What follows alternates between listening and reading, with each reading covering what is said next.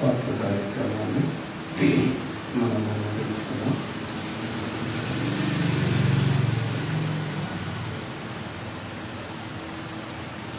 ఈ సమయంలో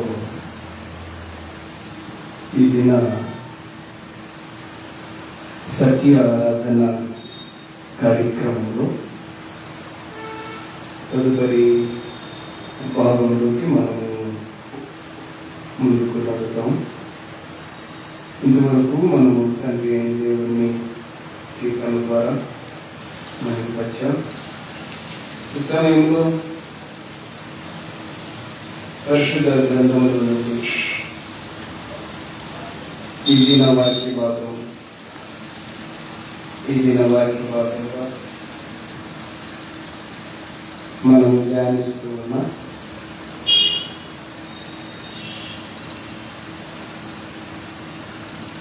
కీర్తనల గ్రంథము 39వ కీర్తన మొదటి నుండి 13వ వచనం చివరి వరకు వాక్య ఉత్తర ప్రత్యుత్తర రీతిగా మనము ధ్యానించి వాక్య పరిచయంలోకి మనం కదా అందరం లేచి నిలబడి దేవుని యొక్క వాక్యాన్ని ధ్యానించుకున్నాం. 39వ కీర్తనలు మొదటి నుండి. నా నాలుకతో పాపము చేయకుండానట్లు నా మార్గములను జాగ్రత్తగా చూసుకొందును. భక్తిహీనులు నా ఎదుట ఉన్నప్పుడు నా నోటికి చిక్కము ఉంచుకొందుననుకుంటుని.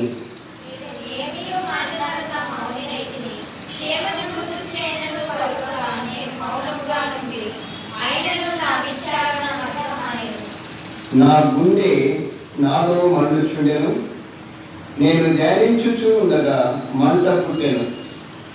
అప్పుడు నేను ఈ మాట నోరారా పలికి తిని,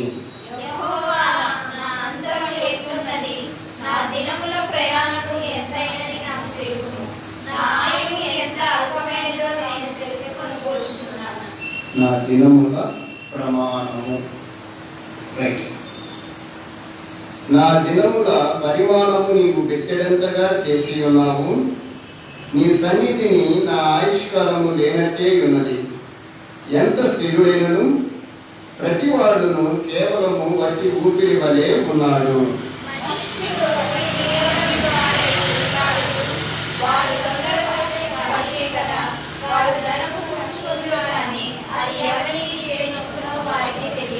ప్రభువా, నేను దేని కొరకు కనిపెట్టుకొందును? నిన్నే నేను నమ్ముకొని ఉన్నాను.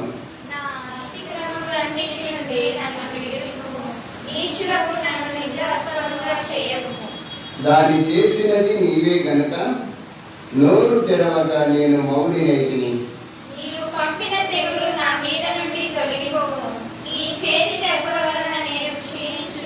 దోషమును బట్టి నీవు మనుషులను గద్దింపుతో శిక్షించినప్పుడు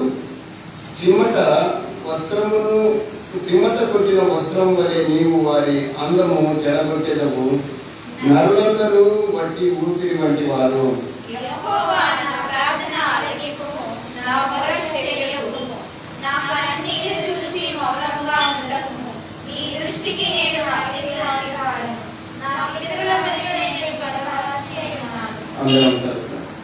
నేను వెళ్ళిపోయి లేకపోవు మునుపు నేను తెప్పరిల్లినట్లు నన్ను కోపముతో చూడకు. ప్రార్థన చేసుకున్నాను.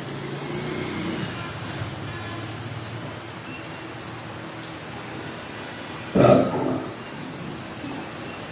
పరిశుద్ధుడైన తండ్రి, పరలోకమందున్న మా దేవ, మహోన్నతుడా, మీకు స్తోత్రములు ప్రభువా, స్తుతులు చెల్లిస్తూ ఉన్నాం. ఇంతవరకు మీ యొక్క సత్యారాధన కార్యక్రమంలో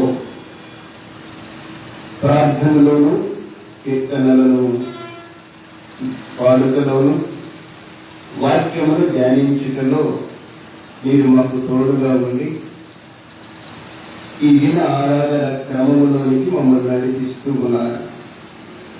ఇది క్రమంలో భాగంగా ఈ సమయమందు ప్రభువా మీరు ఇంతవరకు తోడుగా ఉండి జరిగించిన విధములకై నేను స్తుతిస్తూ ఉన్నాను. జరగనయ్యున్న ప్రతి కార్యమును మీకు మహిమకరంగా మా జీవితాలకు మేలుకరంగా మీరు జరిగించండి.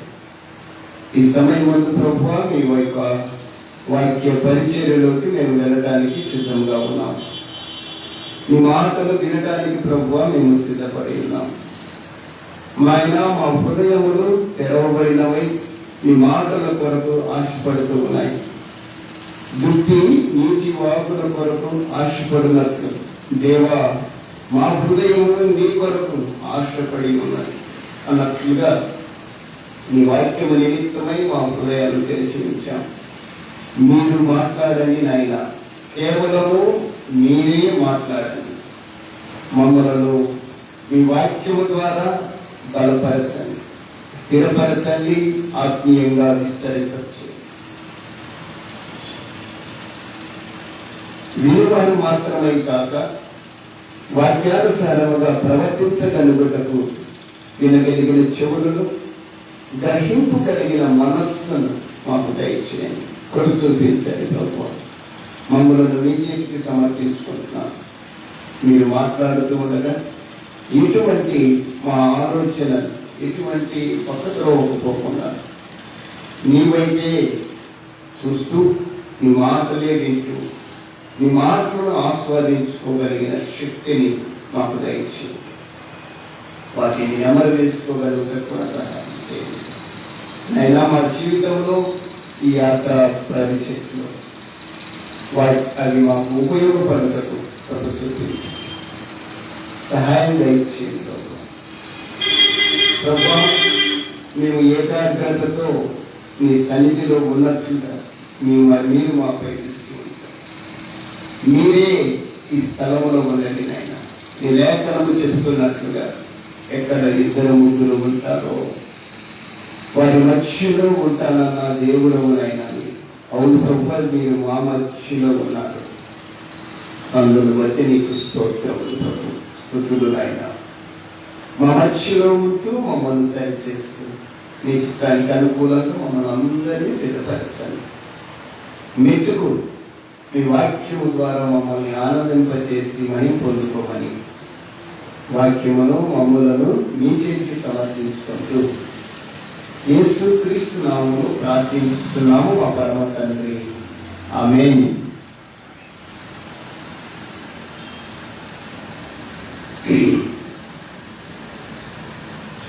ముందుగా తండ్రి దేవునికి నా యొక్క స్తుతులు స్తోత్రములు చెల్లిస్తున్నా.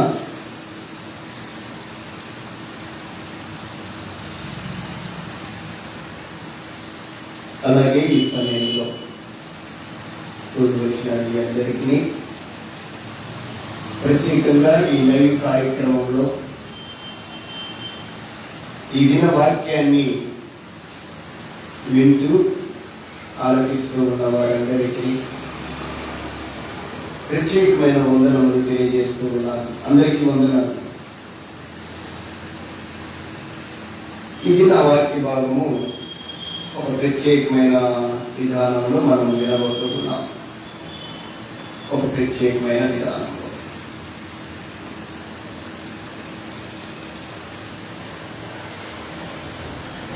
అంశము వచ్చి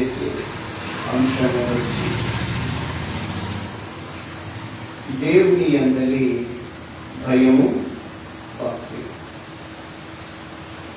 అంశం వచ్చేసేమా దేవుని అందరి భయము భక్తి.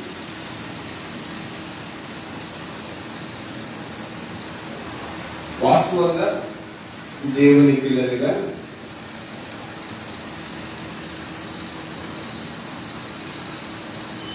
లేక క్రైస్తవులుగా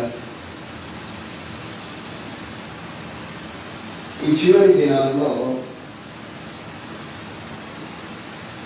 మనమని మనం ఒకసారి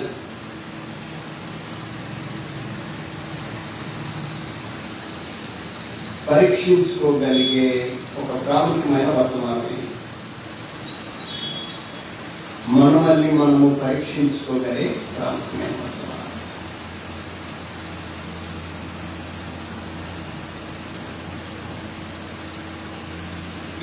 ఈ అంశంలోకి వెళ్ళే ముందుగా మిమ్మల్ని ఒక ప్రశ్న అడుగుతాను. దానికి మీరు సమాధానం తెలియజేయాలి. ఇందులో రెండు అంశాలు ఉన్నాయి, భయము ఉంది, భక్తి ఉంది. ఈరోజు ప్రత్యేకంగా రెండింటికి కలిసి చెప్తున్నాం, భయభక్తులను గురించి చెప్తున్నాం, భయము భక్తిని గురించి మాట్లాడుతున్నాం. మాట్లాడుకోబోయే ముందు ఒక చిన్న ప్రశ్న. మీరు శ్రద్ధగా ఈ పుస్తకాల్లో రాయడానికి ప్రయత్నం చేయండి. నోట్బుక్లో ఈ అంశాన్ని భద్రపరచండి, దాన్ని ధ్యానించడానికి కూడా ప్రయత్నం చేయండి.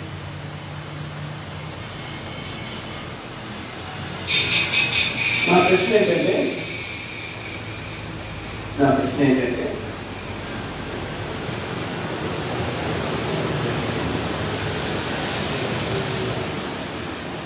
ఒకటి కదా, రెండు ప్రశ్నలు వస్తాయి. మొదటిగా, భయం అంటే ఏంటి?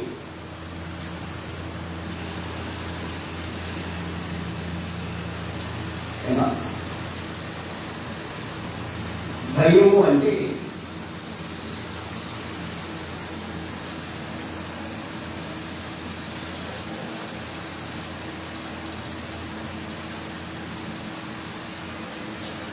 ఏంటి? భయం అంటే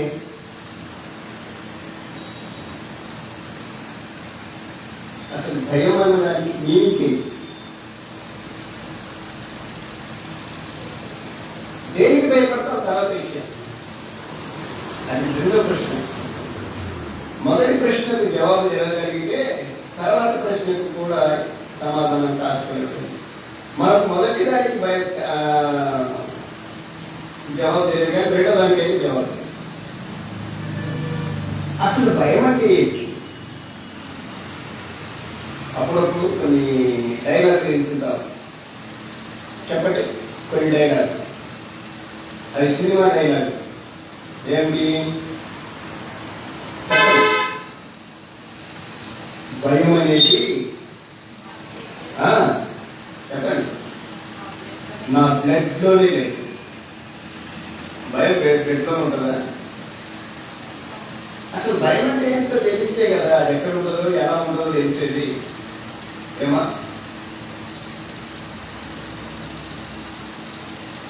ఏంటి భయం?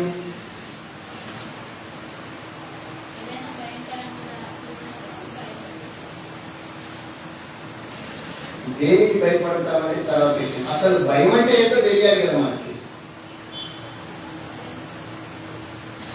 దేనికి భయపడతామో అది చెప్తున్నారు మీరు. అసలు భయం అంటే ఏంటి? అసలు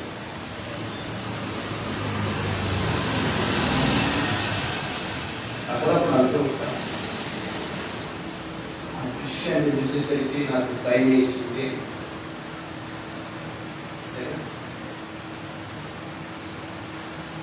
నేను ఏదో చేయాలనుకొని చేశాను,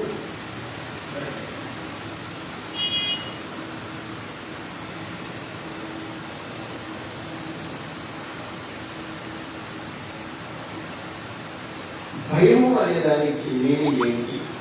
నేను ఎవరైనా చెప్పలేకపోతున్నాను. డిగ్రీగా చేశాను.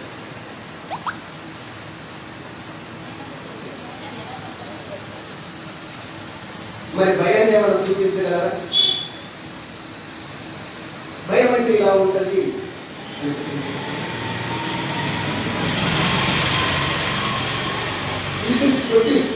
దాన్ని చూపించాలి. ఇది భయం. ఇప్పుడు ఇదేంటిది? దీని కొంతమంది దీన్ని గన్ అని కూడా అంటారు, దీన్ని కొందరు నైఫ్ అని కూడా అంటారు. ఈ గన్ అయిపోతే నైఫ్ అవుతుందా, పెన్ అవుతుందా? ఏమో. కవి దీన్ని కత్తి అన్నాడు, రిపోర్టర్ దీన్ని గన్ అన్నాడు, ఒక విద్యార్థి దీన్ని పెన్ అన్నాడు.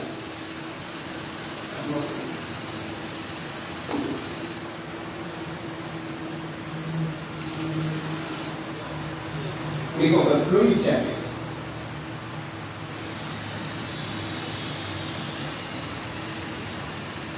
అసలు భయం అంటే ఏంటో మనకు తెలియాలి.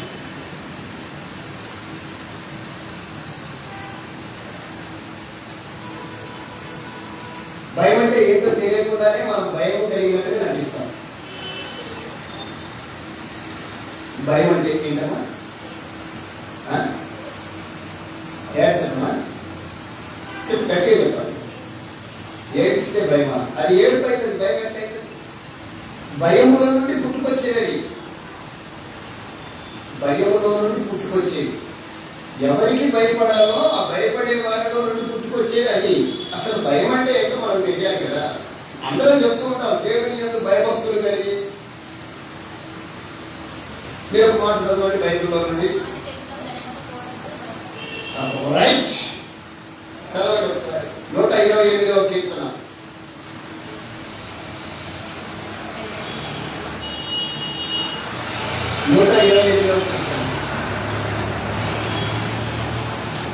మొదటి వచ్చిన యెహోవా యందు భయభక్తులు కలిగి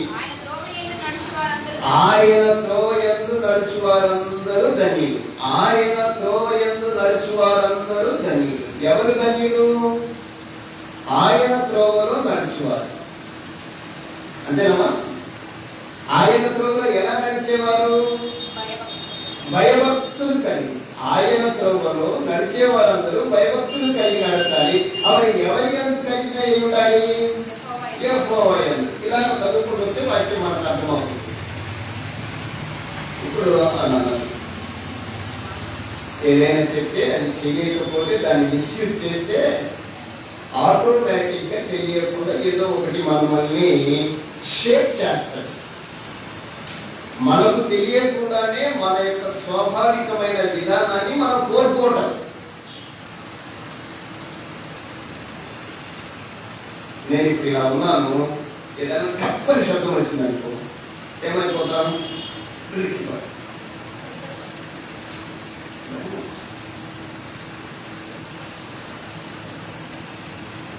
మనకు తెలియకుండానే మన యొక్క సెల్ఫ్ కాన్ఫిడెన్స్ ని కోల్పోవడం.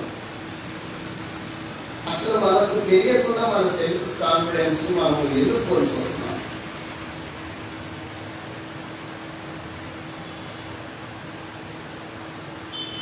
ఇందాక నేను మీకు చెప్పాను కదా, భయం అనేది మా బ్లడ్లో లేదనుకుంటా.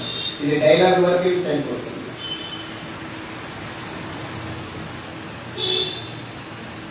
ఏదైనా ఒక నిర్దేశితమైన దాని విషయంలో లేక అనుకోకుండా వచ్చే విధానంలో మనమని మనము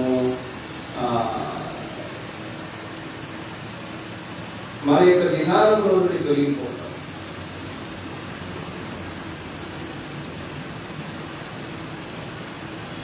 ఇంకొక విషయం చెప్పండి, తెలుగులో నియంత్రణ కోల్పోవటం. నియంత్రణ కోల్పోవటం.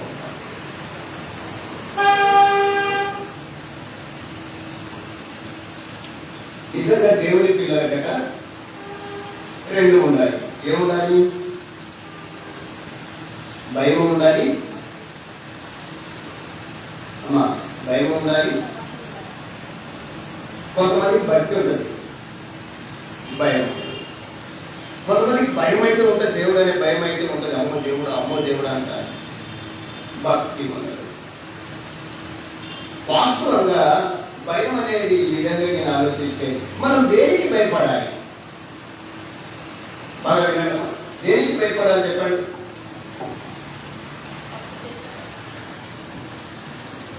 తప్పు చేస్తే భయపడాలి. తప్పు చేస్తే ఎవరు భయపడాలి? ఇంకా దేనికి భయపడాలి? తండ్రికి భయపడాలి. అంటే నాకు భయపడాలి, పిల్లలు కావాలి. నేను చెప్పానా నాకు భయపడాలి? నేను భయపెడతానా?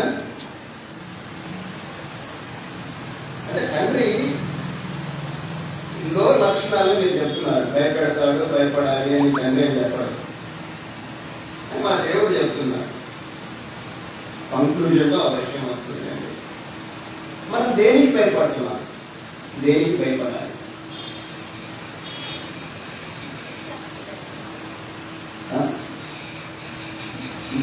భయపడుతున్నా, దేనికి భయపడాలి?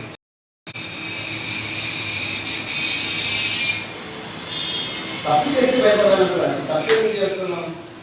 చేయకూడదు కదా.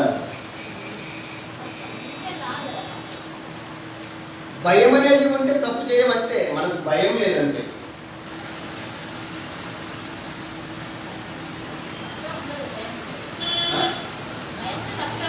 భయం అనేది అప్పుడప్పుడు వచ్చి అప్పుడప్పుడు పోయేది కాదు. ఆదివారం వచ్చి మళ్ళీ 2 రోజుల తర్వాత వచ్చేది కాదు.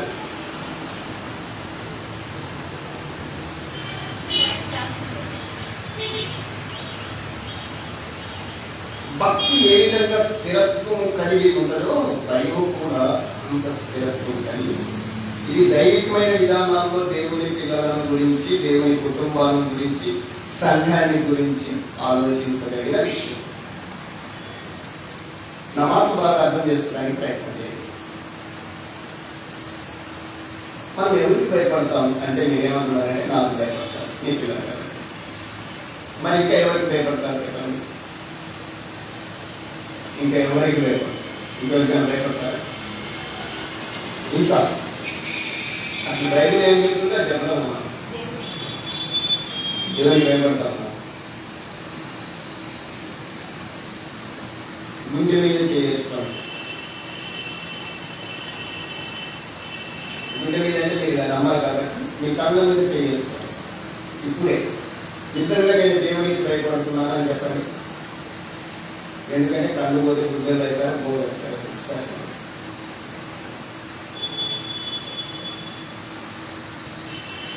మనము ఎవరికి భయపడుతున్నాం? దేవునికి భయపడుతున్నారని కొన్ని చెప్తున్నారంటే ఊరికే. నిజంగా దేవునికి భయపడితే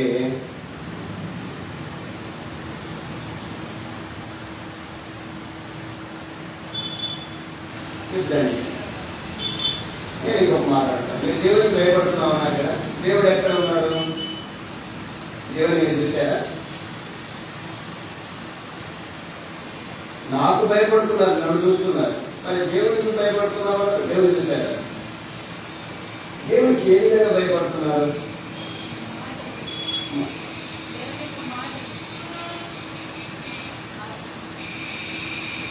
ఎలా భయపడుతున్నారు? అందరూ ఒకటే చేస్తున్నారు. దేనికి భయపడుతున్నాం మనం?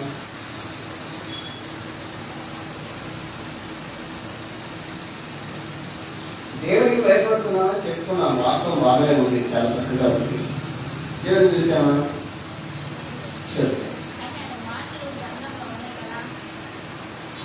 మాటలను బట్టి, వాక్యాన్ని బట్టి భయపడుతున్నాం. వాక్యం ఏమైతే చెప్తుందో వాక్యాన్ని బట్టి భయపడుతున్నాం.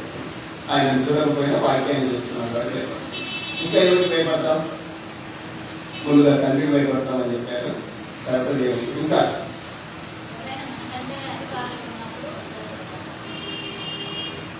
పెద్దలకి, అధికారులకి భయపడాలి. ఇంకా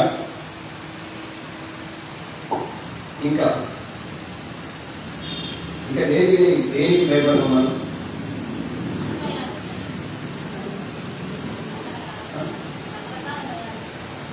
భయంతో ఒకటే.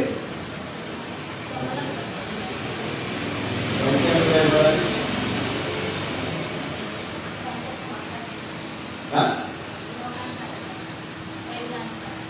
నేను దైవికంగా మాట్లాడుతున్నాను, దైవికంగానే ఆలోచన చేద్దాం.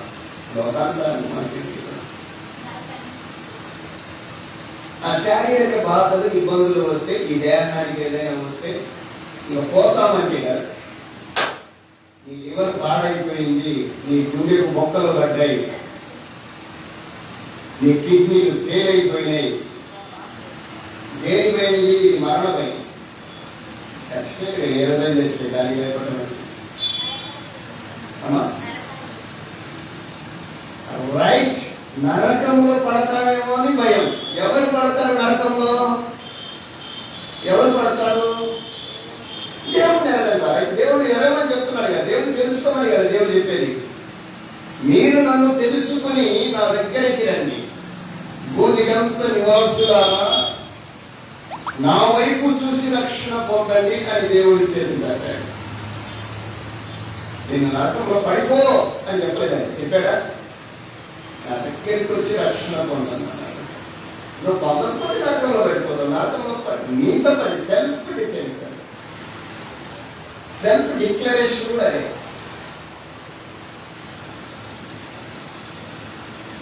నరకంలో పడిపోతే అది నీ బాధ్యత. అది భయం ఎక్కడైతుంది? చేసిన దానికి ప్రయత్నిస్తాం, ఫలితం. నరకంలో పడతారనే భయంగా ఉంటే ఖచ్చితంగా దేవుని సన్నిధిలోకి వస్తారు, దేవునితో ఉంటారు. ఇంకా మనకు అప్పుడప్పుడు ఇంకొక భయం చెప్తారు. దేవుడు అంటే భయపడినట్టుగా ఇంకొక భయం, దయ్యం అంటే చెప్పండి. దయ్యం అని చెప్పావా? నేను ఇంకా నువ్వు గట్టిగా చెప్తే నాకేం పడతావు. దయ్యాన్ని చూసావా? మరి చూడకుండా ఎట్లా భయపడుతున్నావు? అని ఉందని నమ్ముతున్నావు. ఎట్లా ఉంటుంది చెప్పు? నాలా ఉంటుందా, నీలా ఉంటుందా?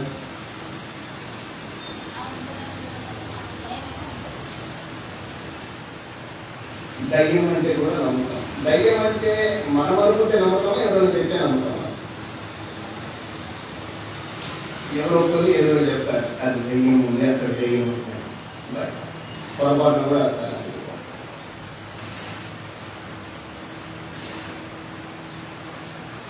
సరే, ఎన్ని భయాలన్నీ ఉన్నాయి కదా, ఈ భయాలన్నీ మనం చెప్పుకుంటున్నాం. అనేకమైన భయాలు, భౌతికమైన కానీ ఆత్మీయకరమైన అన్ని భయాలు, అది నరక భయమైన సరే. వీటన్నింటిలో నుండి మనకే మనము తప్పించుకోగలమా?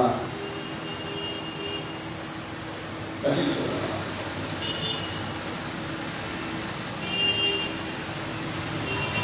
ఈ భయాలన్నింటిలో తప్పించుకోగలమా? దాదాపుగా ట్రై చేయండి, తప్పించుకోలేదా? అసలు భయాన్ని పోగొట్టుకోవాలంటే ఏం కావాలి? నమ్మకమా? ఇంకా ధైర్యంగా ఉండాలి. అసలు ధైర్యస్తులకి ధైర్యమే సాహసము ఊపిరి. ధైర్యంగా ఉండాలి.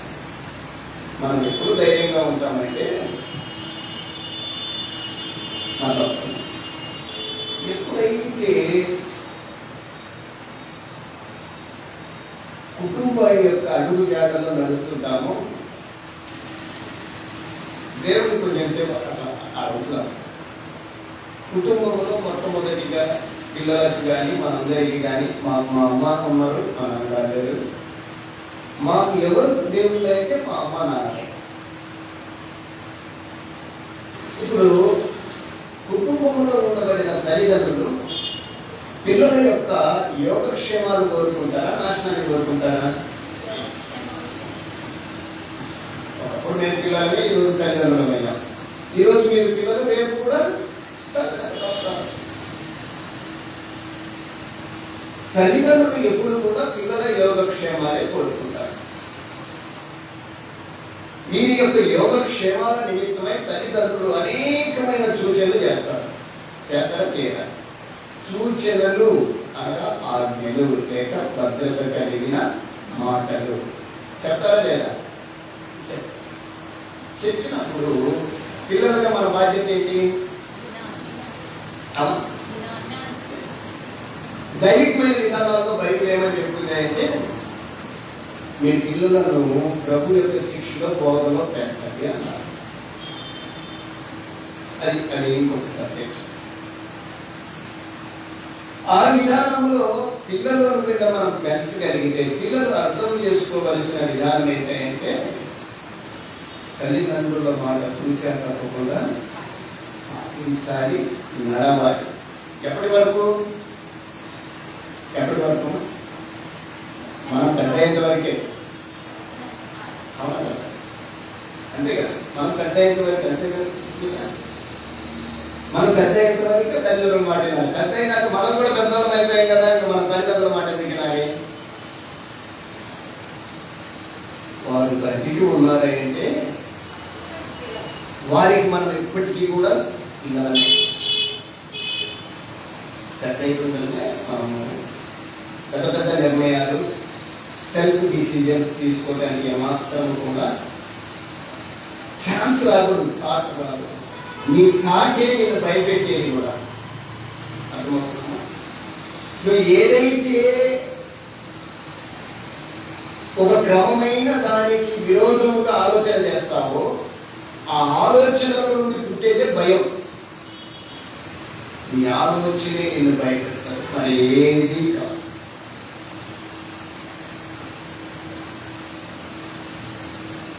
అంటే మన ఆలోచన మనల్ని భయపెడుతున్నప్పుడు మనం ఆ భయపడే దాన్ని కంటే కూడా ధైర్యంగా ఉండాలంటే ఆ తాత పడేస్తే ధైర్యంగా ఉంటారు.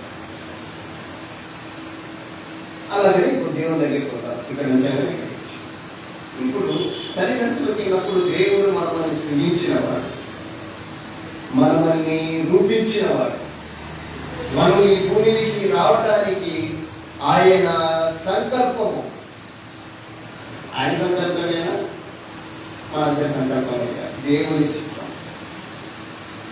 దేవుని చిత్తాన్ని బట్టి మనం నడిచినప్పుడు ఆ నడవడికలో మనం మరలా దేవునికి ఎంత లోబడి ఉండాలి? ఆయన కూడా మన మీద ఏదో తలంపు ఉండాలి కదా. ఇప్పుడు పిల్లలు పుట్టారు అంటే పిల్లల మీద తల్లిదండ్రులకు కొన్ని తలంపులు ఉంటాయి, కొన్ని ఆలోచనలు ఉంటాయి. వారి భవిష్యత్తు ఒక ఉన్నతమైన స్థితిలో ఉండాలనే ఆలోచన తల్లిదండ్రులకు. ఏ తల్లి తండ్రి కూడా తమ పిల్లలు చెడిపోవాలని కోరుకోరు. ఏ పిల్లలు కూడా ఏ తల్లిదండ్రులు కూడా తమ పిల్లలు జైలు పాలవ్వాలని కోరుకోరు. ఏ పిల్లలు కూడా ఏ తల్లిదండ్రులు కూడా తమ పిల్లలు నాశనం కావాలని కోరు. తల్లిదండ్రుల కోరిక కూడా పిల్లల యొక్క కోరిక.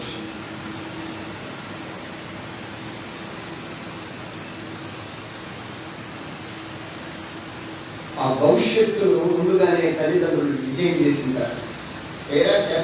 మీకంటే ముందుగా ఆలోచించిన ఎవరంటే మీ తల్లిదండ్రులే.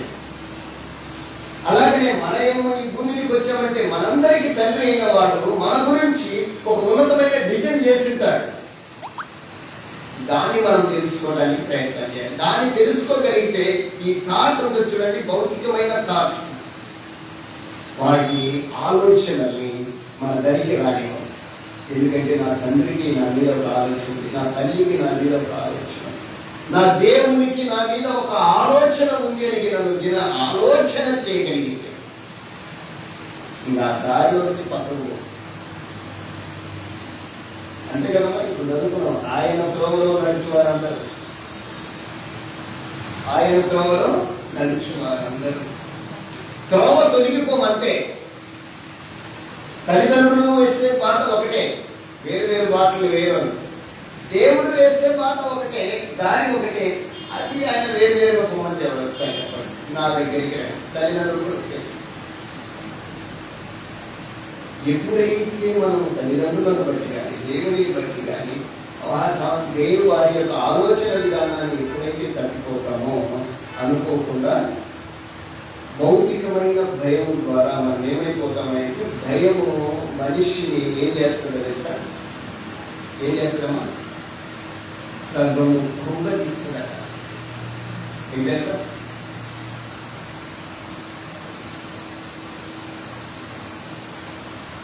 కొన్ని భయాలు చచ్చేంత వరకు పోవు.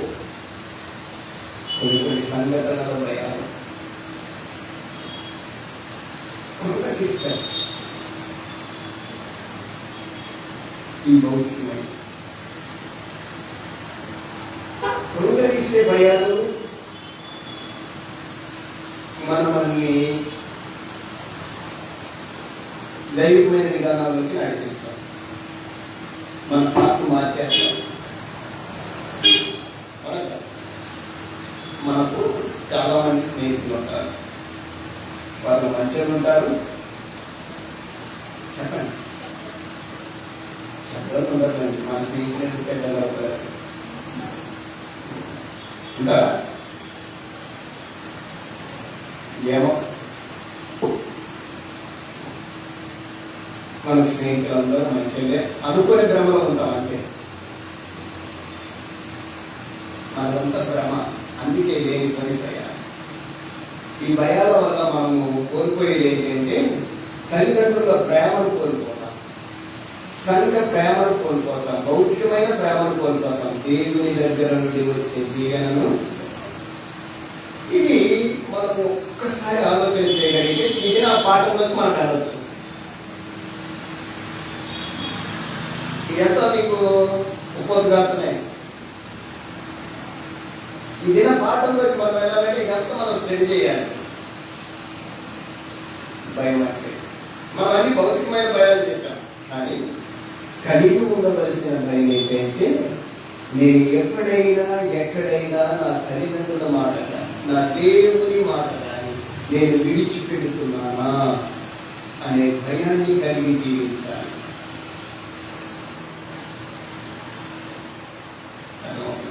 భయపడకూడదని చెప్తున్నాను, మళ్ళీ భయాన్ని కలిగి జీవించాలని కూడా చెప్తున్నాను.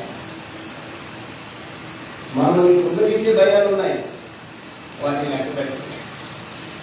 కానీ మరొక స్థితి తీసుకెళ్లే భయం ఉంది, దాన్ని ఆలోచించాలని చెప్తున్నాను.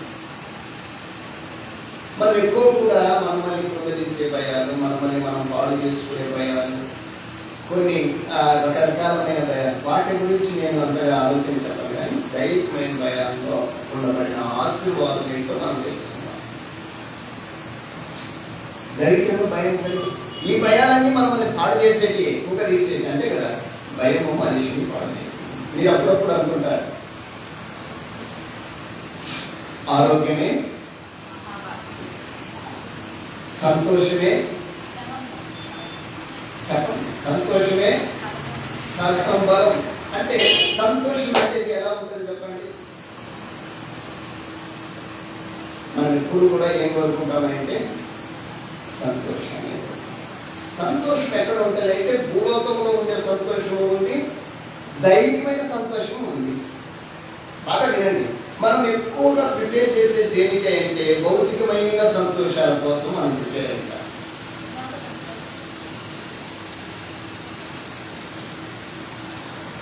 భౌతికమైన సంతోషాలు మనకు బలాన్ని ఇస్తాయా?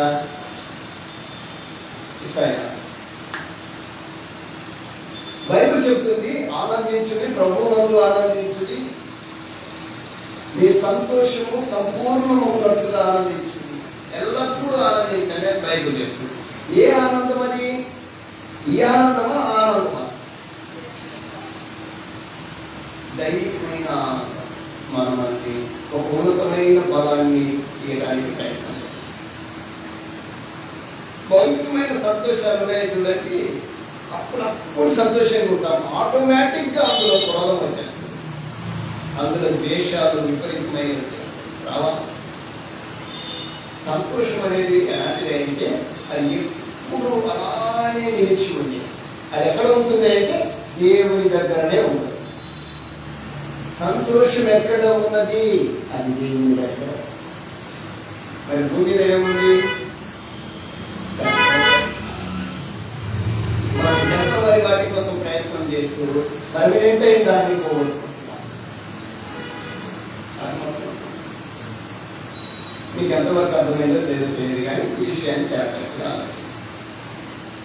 రైట్, ఇకపోతే వాక్యంలోకి వెళ్తాం.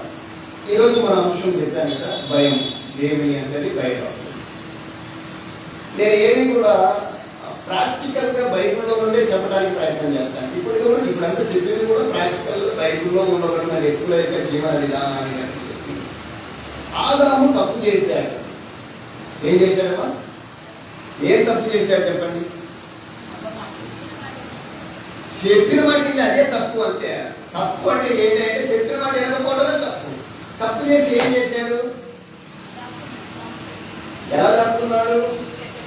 భయపడి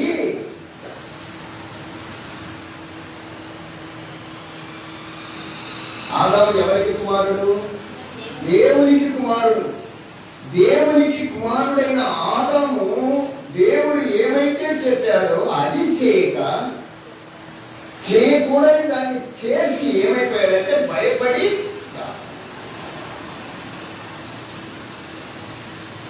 చెప్తే ఉండదుగా.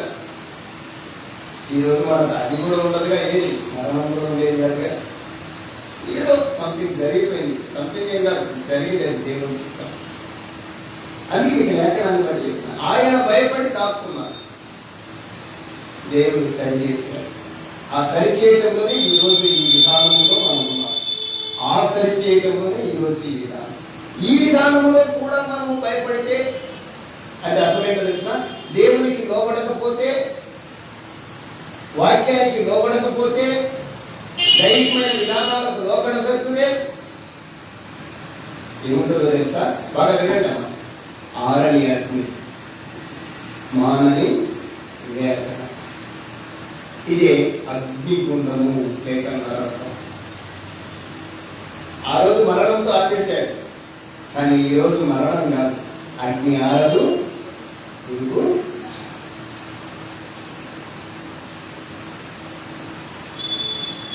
దీంట్లో నుండి మనం తప్పించబడడానికి దేవుడు ఈరోజు మన ముందు ఉంచిన ప్రత్యేకమైన విధానమే ఆయన ఎందుకు భయభక్తులు కలిగి చూపిస్తారు. 128వ కీర్తన మీరు చదవగలిగితే, 128వ కీర్తన మీరు చదవగలిగితే,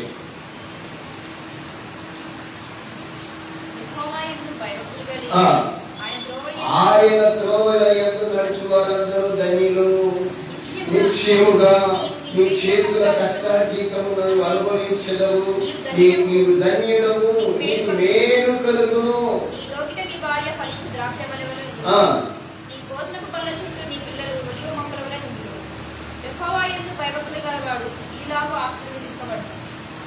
సియోనులో నుండి యెహోవా నిన్ను ఆశీర్వదించును, నీ జీవిత కాలమంతయు యెరూషలేమునకు క్షేమము కలుగుట చూచెదవు, నీ పిల్లలు నీవు చూచెదవు, ఇశ్రాయేలు మీద సమాధానం ఉండును గాక. యెరూషలేము అనే చోట మీరేమనుకోవాలంటే నా కుటుంబము, నా ఇల్లు, నేను ఉంటున్న సంఘము అని మీరు ఆలోచన చేయగలిగితే ఈ కీర్తన మీకు ఆపాదించబడుతుంది. మీరందరూ కూడా ఈ కీర్తనలాగా ఉండాలనేదే దేవుని యొక్క ఉద్దేశం. అర్థమవుతుందమ్మా? ఈ కీర్తనలో ఎలా ఉందో దేవుని ఉద్దేశం, అది మన మీద, దేవుని యొక్క ఉద్దేశం మన మీద అలాగా ఉన్నప్పుడు మనం ఎలాగా ఉండాలి అని చెప్పాడో అలా ఉంటే సరిపోయింది కదా. ఏమా వినండి, చూడండి. ఆయన ఏమైతే చెప్పాడో అలా మనం ఉండగలిగితే ఈ ఆశీర్వాదాలన్నీ మనకు వస్తాయి. మనకేనా ఇంకా చూడండి, జనరేషన్ టు జనరేషన్ నీ పిల్లలను నీవు అంటే అర్థమేంటో తెలుసా? దీంట్లో నువ్వు పొందుకున్న ఆ ఆశీర్వాదము, నువ్వు పొందుకున్న ఆ సమృద్ధి, నువ్వు పొందుకున్న ఆ జీవన నీ తరతరములు దేవుడు నిలిపేటట్టుగా చేస్తాడు. ఇప్పుడు మనం ఏమనుకుంటామంటే నేను బాగుగా చాలు, దేవుడు అది అనుకోడు ఎప్పటికీ కూడా. మనిషి తత్వం వేరు, దైవికమైన విధానము వేరు, అది మనం ఆలోచన చేయాలి. మనిషి తత్వం ఏంటంటే నేనే బాగుండాలి.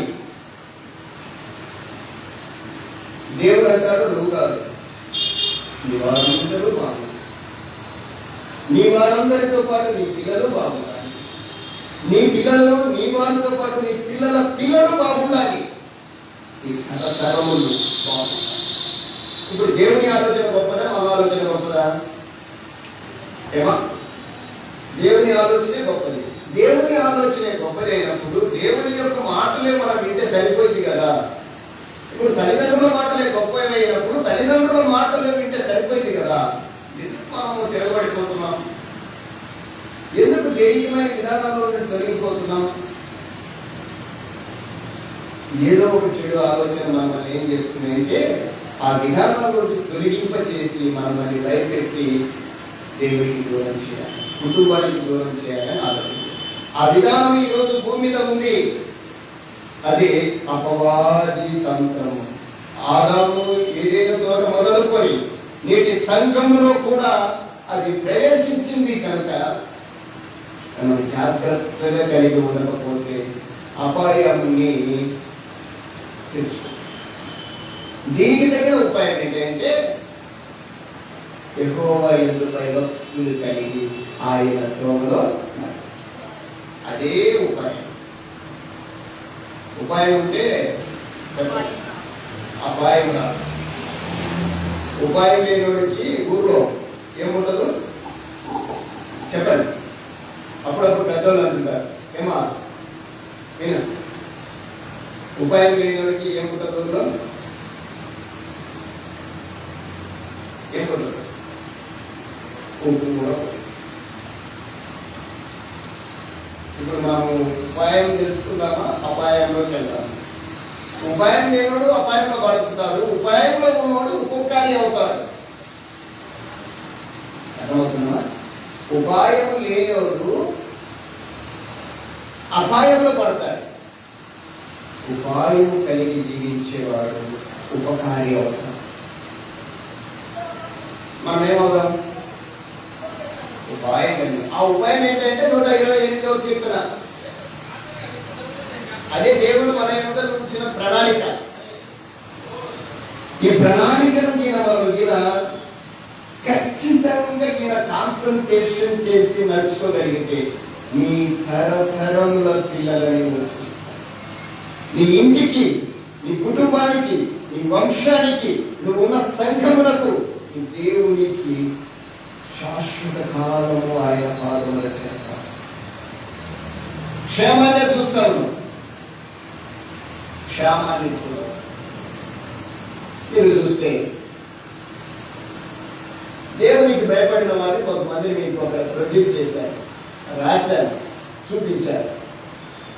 మరి చూడండి బాగా బోధి సైడ్ చూడండి ఒకసారి. మొట్టమొదటిగా అబ్రహాం గారు వచ్చినాన్ని మాత్రం త్వరగా చదవండి. ఆదికాండము 22వ అధ్యాయం 12వ వచనం. ఆదికాండము 22వ అధ్యాయం 12వ వచనం చదవండి, త్వరగా చదవాలి.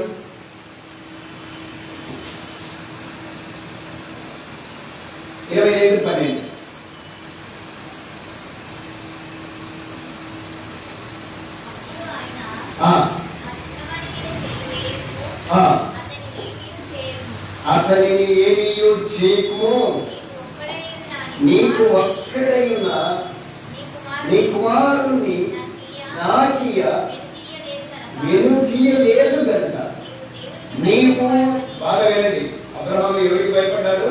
నీవు దేవునికి భయపడవాడవని ఇందువలన నాకు కనపడుచున్నది. అంటే మన భయము భక్తి అనేది ఎవరికి కనపడాలమ్మా? బాగా వినండి, ఎవరికి కనపడాలమ్మా? మనం ఏమి చేస్తున్నామో దేవునికి తెలుసు. తెలుసా తెలియదా? ఆయన చూస్తూ ఉన్న దేవుడు, చూసే దేవుడు. అందుకే ఒక ఆమె మాట్లాడింది, యెహోవా ఈరే అని. ఆయన చూస్తున్నాడు. చూస్తూ ఏమంటున్నాడంటే, నీవు దేవునికి భయపడు వాడమని ఇందువలన నాకు తెలిసింది. అబ్రహామట మామూలు కాదట, మహాదైన ఐశ్వర్యములు గల రాజు, గొప్ప ధనవంతుడు ఆయన. పిల్లలు మీకు తెలుసు, వాక్యం అంతా తెలుసు. వృద్ధాప్యంలో ఒక కుమారుని దేవుడు ఆయన ఇస్తే, ఆ కుమారుడు పెరిగి పెద్దవాడైన తర్వాత సటన్ ఏజ్లో, ఒక ప్రాయంలో దేవుడు మరలా అబ్రహాము పిలిచి, అయ్యా మీ కుమారుడిని నాకు బలి ఇచ్చేసి అని అడిగాడు. బాగా ఏ బలి తెలిసినా దహన బలి ఇచ్చేసి, ఏక కుమారుని ఇచ్చి మళ్ళీ ఇచ్చేయమంటున్నాడు అని ఏ దీర్ఘాలోచన చేయలేదు. చేశాడంటే చేయలేదు కాక దేవుడు ఏమైతే చెప్పాడో అది చేయడానికి నిశ్చయించుకున్నాడు. దేవుడు తన పిల్లలని టెస్ట్ చేస్తాడు. Test means exam. మనల్ని మనం పరీక్షించుకోవడము, రెక్టిఫై చేసుకోవడము కొంతవరకు కష్టమే. మనల్ని మనం పరీక్షించుకోవడము, రెక్టిఫై చేసుకోవడం అంటే సరి చేసుకోవడం మనకే కష్టము. కానీ దేవుడు పరీక్షిస్తే దేవుడే పరీక్షిస్తే ఆ పరీక్షలో నుంచి నెగ్గడము ఇంకా కష్టం. దేవుడు అబ్రహామును తెచ్చేశాడు. ఆ టెస్ట్ లో ఆయన ఏమైపోయాడు? ఇంకొక ఆయన కూడా ఉన్నారు ఈయన తర్వాత. ఎవరో తెలుసు ఆయన? దేవుడు యోగును టెస్ట్ చేశాడు. ఇక్కడ అడిగాడు, ఆపాడు. అక్కడ ఆపల, చేసేసాడు. అక్కడ తెచ్చేశాడు. ఇక్కడ చంపపోయినప్పుడు ఆపాడు, కానీ అక్కడ చంపేసి ఆయన తెచ్చేశాడు. ఇద్దరేమన్నా కలిగారా? కలిగారమ్మా? నిద్రపోవాలి, వినాలి. ఆ విధానంలో అబ్రహాము యోగు ఇద్దరిని మనకి ఆలోచన చేయగలిగితే వారి యొక్క పరీక్షలో వారు ఏమైపోయారు తెలుసా? ఏమయ్యారమ్మా? పాస్ అయ్యారు, ఉత్తీర్ణులు అయ్యారు. పాస్ అవ్వటం వలన ఫలితం ఏంటి? పాస్ అయితే ఫలితం రావాలి కదా, అంతే కదా. యోగు ఆ పరీక్షలో పాస్ అవ్వడం వలన అంతకంటే రెండంతలు ఆయన దేవుడి చేత ఆశీర్వదించారు. అబ్రహాము ఈ పరీక్షలో పాస్ అవ్వడం వలన మీరు 15-18 వచనాలు చదవండి. నీ వంశం వలన, నీ వలన భూలోక వంశములు అన్నీ ఆశీర్వదించబడతాయి ఎక్కడ? అబ్రహాం ఎక్కడ? భూలోక వంశం ఎక్కడ? ఎందువలన? అతడు దేవునికి భయపడినాడు కనుక. ఒక వ్యక్తి వలన భూలోక వంశములన్నీ ఆశీర్వదించబడ్డాయి. ఎందుకు ఈ ఎగ్జాంపుల్ చూపిస్తున్నారు మనకి? దేవుడు మన ద్వారా కూడా దేవుడు కోరుకుంటున్నాడు. నీ వలన నీ వంశములన్నీ ఆశీర్వదించబడాలి. అంతేగాని అపహాస్యపు పాలు మాత్రము.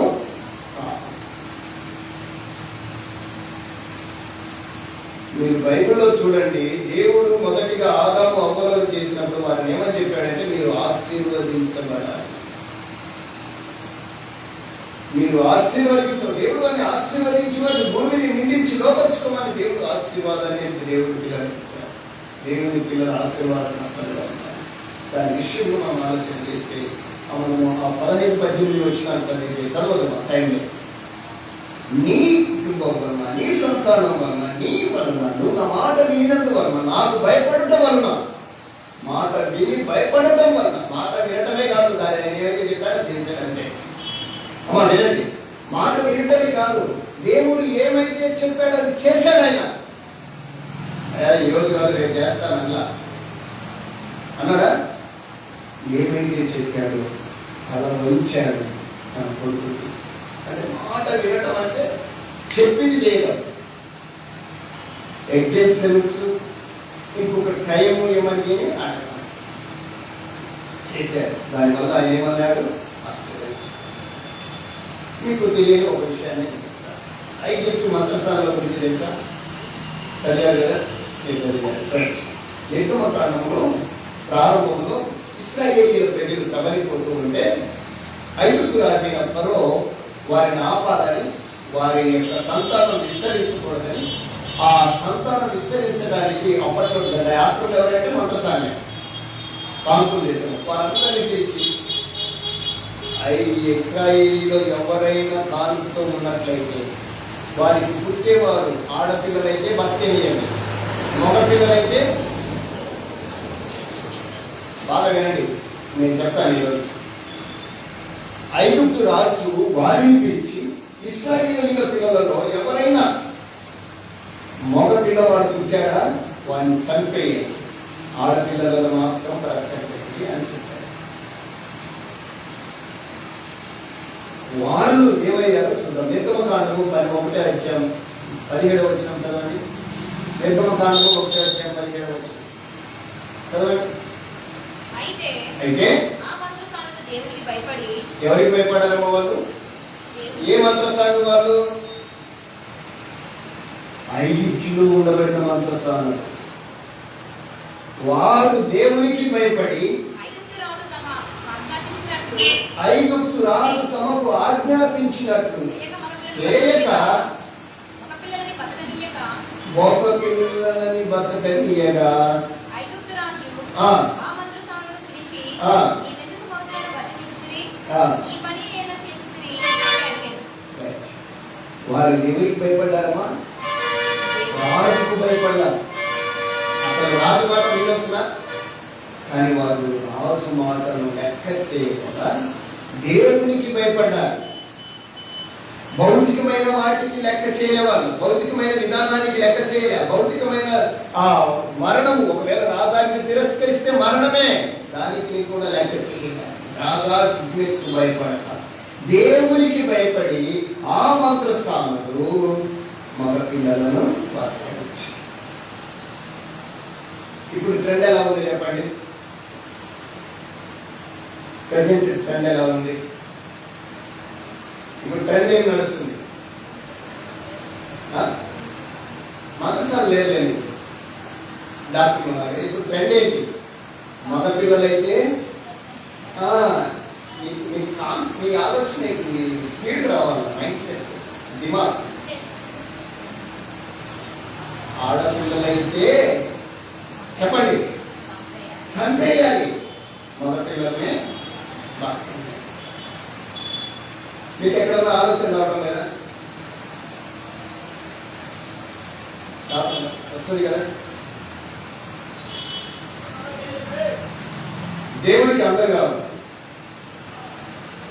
దేవుడికి అందరు కావాలి. నాకు కూడా మగపిల్లలంటే ఇష్టం లేదు, కానీ దేవుడు మగపిల్లలు లాంటి ఆడపిల్లలు ఇచ్చారు, అది సంతోషం. అంతే కదా? అలా అనుకోవాలంటారా? ఖచ్చితంగా వాళ్ళే రైట్.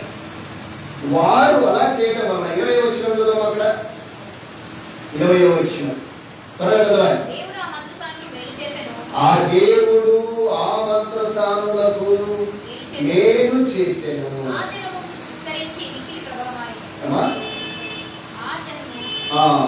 దేవుడు ఏం చేశాడు ఆ మంత్రసానులకంటే, వారు దేవునికి భయపడి వారిని బ్రతకరించినందున దేవుడు వారికి మేలు చేశాడు. దేనికి మేలు చేశాడు చెప్పండి? దేవునికి భయపడ్డాడు. అబ్రహాము దేవునికి భయపడ్డాడు, ఆయన ఆశీర్వదించబడ్డాడు. మంత్రసానులు దేవునికి భయపడ్డారు, వారికి దేవుడు ఏం చేశాడు?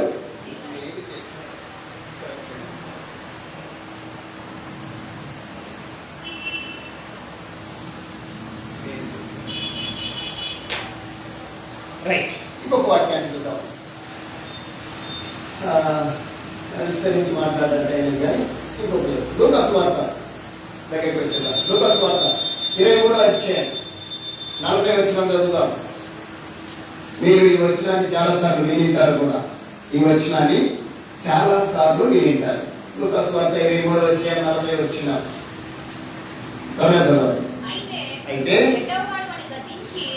రెండవ వాడు వాణిని గద్దించి, నీవు అదే శిక్షా విధిలో ఉన్నావు, నీవు దేవునికి భయపడవా? మనకైతే ఇది న్యాయమే. ఎవరైనా సిలువలో దొంగ నేరస్తుడు, సిలువలో యేసు క్రీస్తుతో పాటు ఇద్దరు దొంగలు సిలువ వేయబడ్డారు. ఇది చాలాసార్లు మనం వింటాం. వారిలో ఒకడు దేవుని దూషించిన దొంగ, మరొకడు దేవునికి భయపడిన దొంగ. బాగా వినండి. మొదటి వాడు దేవుని దూషిస్తూ, నువ్వు దేవునివి కదా, నువ్వు దేవుడివైతే నువ్వు దిగి మమ్మల్ని కూడా దింపు అన్నాడు. రెండో వాడు వాడిని చూసి వాడిని గర్జిస్తున్నాడు. ఎవరు? మంచి దొంగ, మంచి దొంగ, మారిన దొంగ. దొంగ మారితే అద్భుతం, మనిషి మారితే అద్భుతం, మనస్సులు మారితే అమోఘం. ఈ మారిన దొంగ అంటున్న మాట ఏంటంటే మనతో, నువ్వు దేవునికి భయపడవా? మనకైతే ఇది న్యాయమే. అంటే మనం తప్పు చేశాము, ఇది శిక్షించబడాలి, ఇది న్యాయమే. కానీ ఆయన ఏ తప్పు, అతడు దేవుని చూశాడు. ఎవరు చూశాడు? ప్రభువులో దైవత్వాన్ని చూశాడు. అంతేనమ్మా? అంతే కదా. నువ్వు దేవునికి భయపడమంటే ఆయన ఏం కనపడింది? ఆ దైవత్వం కనపడింది. నువ్వు దేవునికి భయపడవా? మనకైతే ఇది న్యాయమే. ఆయన ఏ శిక్ష ఏ తప్పు దొంగలు మారిపోతున్నారు దేవుని చూసి. ఎందుకు తెలిసిన? ఆయనకు భయపడి. అతనిలో ఆ మార్పు ఎందుకు వచ్చిందో తెలిసిన? ఆయనకు భయపడి. అక్కడ అంటున్నాడు దేవునికి భయపడవా? నువ్వు దేవునికి భయపడితే ఆయనకు లోబడతావు. దేవునికి భయపడ్డాడు. ఆయన ఏం పొందుకున్నాడో తెలుసా? యేసు ప్రభుకున్నాడు, అయ్యా నీ చిత్తమైతే నీ రాజ్యంలో నన్ను జ్ఞాపకం చేసుకో. ఎప్పుడన్నా అడిగాము మనం, అయ్యా నీ రాజ్యంలో మనం ఉంచాను. దేవుడు అడిగాడు, మనం మారు మనసు పొందని వాళ్ళు ప్రతి ఒక్కరు కూడా దేవుడు అడగా, అయ్యా నీ చిత్తమైతే నీ రాజ్యంలో నన్ను. ఎప్పుడు అడుగుతాం తెలిసిన? దేవునికి భయపడి ఆయనను చూస్తే. అర్థమవుతుందా? ఎప్పుడు భయపడతాం? దేవునికి భయపడి ఆయనను చూస్తూ మాట్లాడిన మాట అతనిని పరదేశికి తీసుకెళ్ళి ఫలితం. భయపడటం వలన ఫలితం అతని పరదేశికి తీసుకెళ్ళి, అంటే అతని రక్షణ. కొర్నేలి ఉన్నారు. 10వ అధ్యాయం అపోస్తలుల కార్యం చూడండి. కొర్నేలి అపోస్తలుల కార్యం 10వ అధ్యాయం 1-2 వచనాలు. అపోస్తలుల కార్యం 10వ అధ్యాయం 1-2 వచనాలు.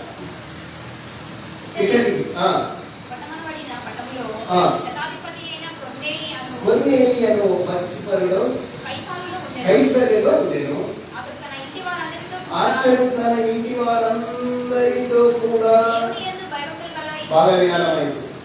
ఈయన శతాధిపతి, అంటే ఒక మోస్తరు ఉద్యోగస్తుడు. ఒక మోస్తరు ఉద్యోగస్తుడు అంటే నేను చెప్తాను, బాగా వినండి. ఒక ఎస్పీ అమ్మా, ఒక ఎస్పీ మన భాషలో. అతడట తన ఇంటి వారందరితో కూడా, బాగా వినాలి, ఎవరమ్మా? తన ఇంటి వారందరితో కూడా దేవుని యందు ఏం కలిగి ఉన్నాడు? భయభక్తులు కలిగి జీవిస్తున్నాడు. భయభక్తులు కలిగి జీవించడమే కాదు, ప్రజలకు బహు ధర్మములు చేయించు ఎల్లప్పుడూ దేవునికి ప్రార్థన చేయవాడు. కొన్ని క్వాలిటీస్ చాలా చక్కగా ఉంటాయి. శతాధిపతి దేవునికి భయపడేవాడు, ప్రజలకు ధర్మం చేయవాడు, ఎల్లప్పుడూ ప్రార్థించేవాడు. దేవునికి భయపడే వారి విషయంలో భయం చూడండి. శతాధిపతి అయిన కొర్నేలిని గమనిస్తే అతడు శతాధిపతి, దేవుని యందు భయభక్తులు గలవాడు, తన ఇంటి వారందరితో కూడా ఎల్లప్పుడూ దేవునితో ఉంటూ ప్రజలకు బహు ధర్మము చేయించు ప్రార్థన చేయవాడు. మరి ఇతని విషయంలో ఏం లేదంటే బాప్తిస్మం లేదు. అన్నీ ఉన్నాయి, ఏం లేదు, బాప్తిస్మం లేదు. దేవుడు ఆయనను చూడటానికి దేవదూతలు పంపించాడు. అతను ప్రార్థన చేస్తుంటే పరలోకం నుండి దేవదూత వచ్చింది. పరలోకం నుండి ఇతని యొక్క విధానాన్ని చూసిన దేవుడు అప్పుడు చూశాడు, ఇతని భయభక్తులు అన్నమాట. కొర్నేలి శతాధిపతి అనే గర్వం లేదు. కొర్నేలి దేవునికి నాకు భయపడు,